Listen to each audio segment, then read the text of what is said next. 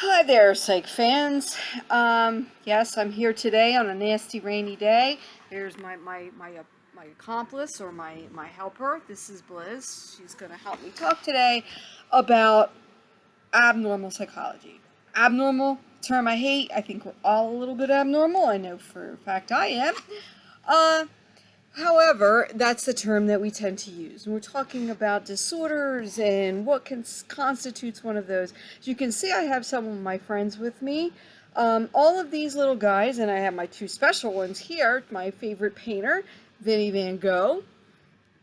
My favorite writer, Eddie Allan Poe. Poe and Van Gogh, they kind of rhyme. All of these guys have some kind of a mental health disorder. Up here you see we have Mozart, I have Andy Warhol, I have Albert Einstein, Leonardo da Vinci, and Salvador Dali. So a lot of famous people, and you're supposed to be doing your papers, so I'm sure that you've already known that.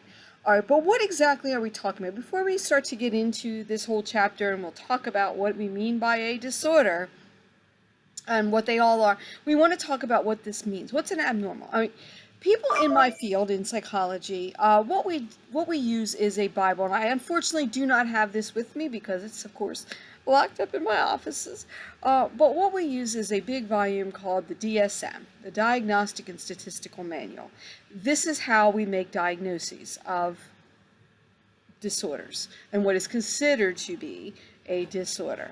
All right, this manual was updated in 2013. All right, so it's been a few years on the last revision, which is revision number 5. So it has some differences, and as we go through this, you might see some of those. But for the most part, they weren't major things that you'll have to be concerned about. All right, but diagnosing mental illness is an art as much as a science. It is still, even though we do use this book, it is still very subjective and up to really the judgment of the individual making the diagnosis in the first place about what kind of a label or whether someone has a diagnosable disorder. All right. What exactly, though, are we talking about? What are we looking for? So I'm going to go through a few little fake little scenarios, give you a little bit of an overview of a potential client. And I want you to think about whether you believe this individual has a disorder or they don't. All right? So, case number 1, okay? A gentleman named Bob. Bob is 30 years old, and Bob recently had to go home and live with his parents again because he's had a lot of health problems. And a lot of this emerged after he was someone who decided to become a Buddhist, and he's been involved with this, but that's caused some trauma with his family. His parents don't approve of this, but he's having some headaches and nausea, vomiting. They've done tests on him, nothing's shown up, but because of those symptoms, he is not able to work. So that's why he had to go home, and now he's under a lot of stress at home because he's dealing with his parents who don't agree with a lot of his religious ideas. All right, so does Bob have a mental health problem? 1. All right, case number 2. Jim. Jim is a college sophomore. And last year he was very involved. He was on the football team, doing pretty well in his first year of school. But this year, all of a sudden, things started to go downhill. He started to not take care of himself, stop shaving, showering. He was found kind of wandering around the campus, sometimes looking confused. And he also feels people are out to get him. He's withdrawn from everything. He thinks Nazis are coming to kill him. And so now he just kind of locks himself in his dorm room all the time. All right. Jim. Does Jim have a disorder? All right. Third case. Larry. Larry is a middle-aged man who is gay. He works as a psychologist at a very large psychiatric hospital. Unfortunately, Larry feels uncomfortable about coming out to a lot of the people at work. So most of his time is spent alone with his partner and some very close friends. He also feels a little bit of burnout and pressure from all of the demands of his job as a psychiatrist. Does Larry have a diagnosable disorder? Okay. Now, some things to think about with these cases. We talked about Bob and Jim and Larry. All right. So a couple of things to think about. First point, and this is really important. Any good psychologist or psychiatrist should do this, especially if someone's having major symptoms. But one of the first things we need to do is rule out physical causes for the symptoms. Sometimes there are physical problems, physical illnesses, or conditions that can create psychiatric problems or look like a psychological problem when that's not really what's going on. This is important because if we're going to treat it, you don't want to treat something that is a physical problem as if it's something psychiatric. So, for example, I bet a lot of you thought that Jim is having some major problems, which he is. Are they necessarily mental health disorders? Well, what are some things we need to rule out first of all? Well, first of all, Jim is a college student, and not that we want to typecast people, but we do have to look at certain things like age and gender and what the person does and all that. What else can make someone act with like withdrawn or maybe delusions? We have drugs. All right, so first thing we want to do is rule out that Jim has some kind of a substance abuse issue going on here that could be making him have these symptoms. Second thing, I told you what Jim did in his first year was he was a football player. Is it possible that he's suffering from some head injury that could be leading to these? I mean, in the last even 5 years, we've learned a lot about traumatic brain injuries and some of the problems they can cause that are psychological, but they're caused from an impact to the brain.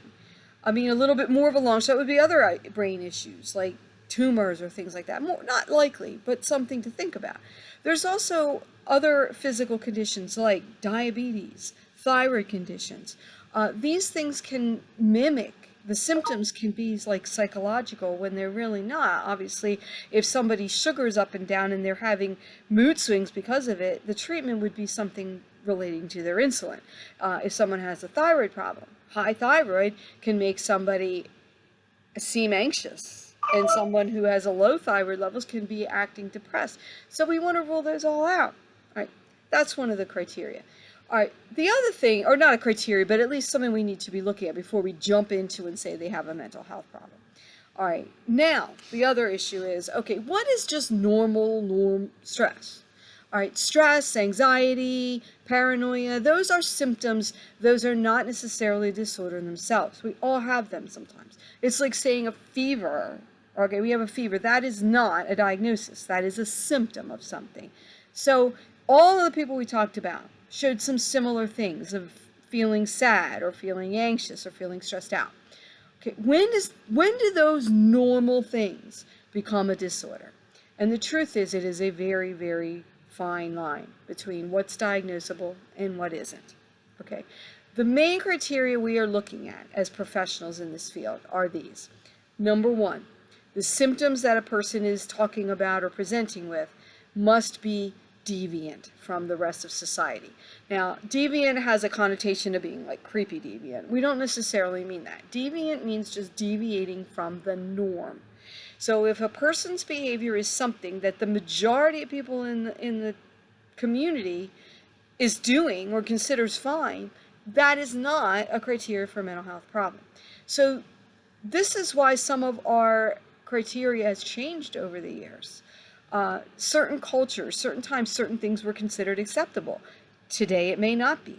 All right, so the behavior has to be out of the norm of what everyone else or what the majority of people in a community believe to be normal.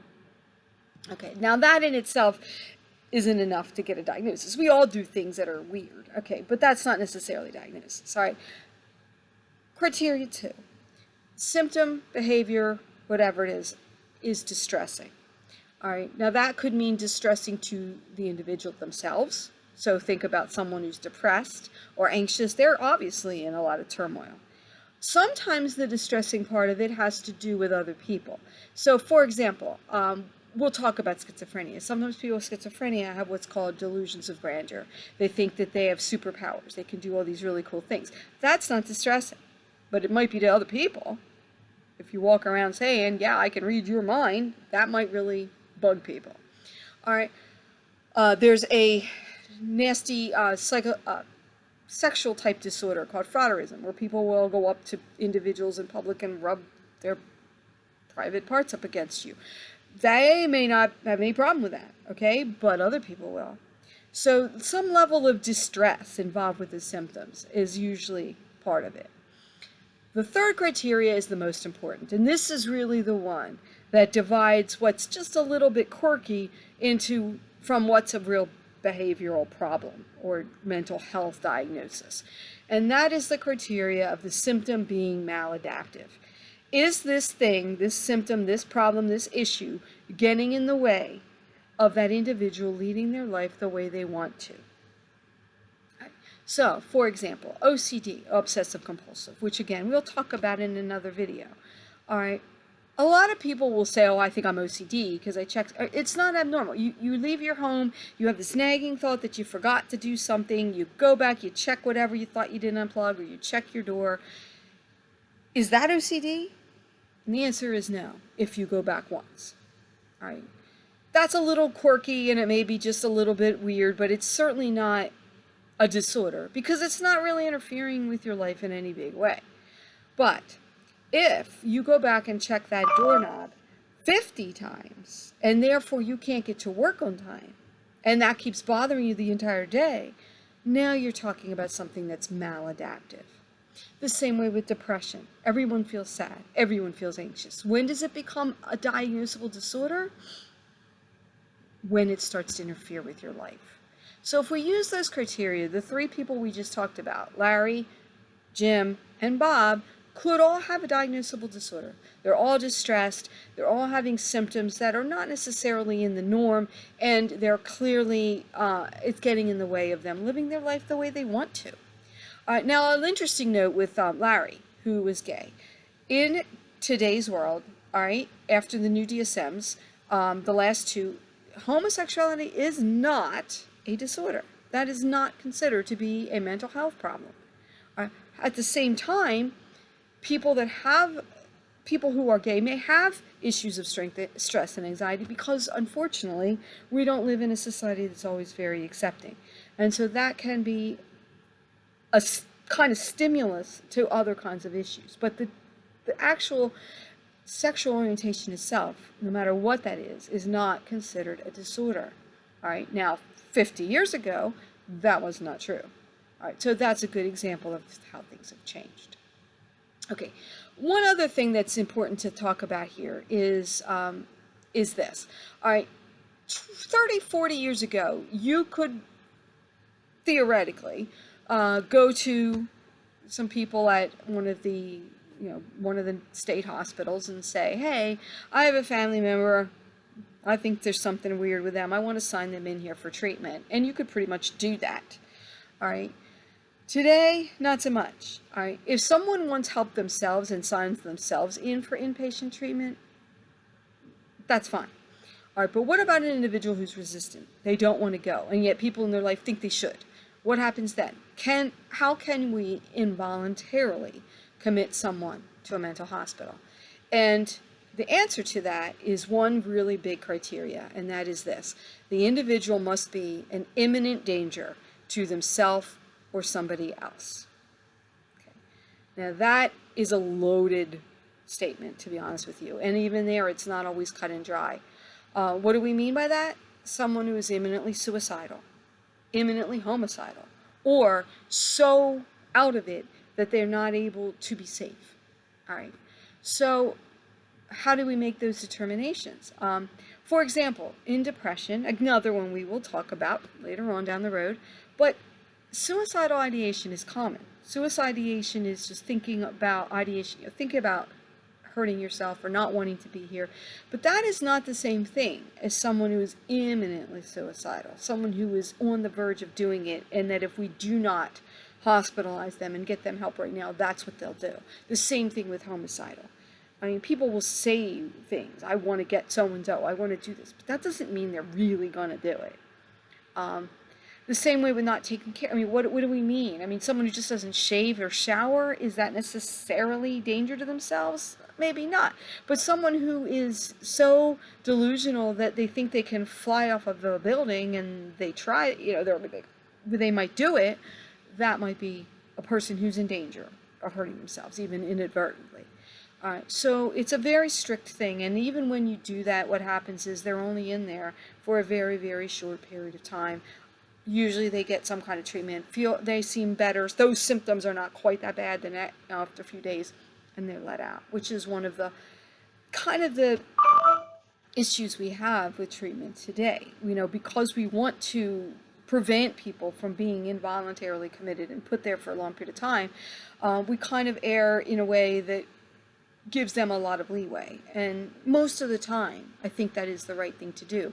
But every once in a while, there's people that slip through those cracks. But the point of this is how all of us have signs and symptoms. We all have issues. When does it become diagnosable? It depends. Right? Some of our push to diagnose today is because of insurance. We need labels to be able to get insurance carriers to cover treatments. All right, but there is a fine line between normal and abnormal, and sometimes it's not easy to tell, and that's what leads to a lot of disagreements. And it's important to keep in mind the subjective nature of diagnosing mental health problems.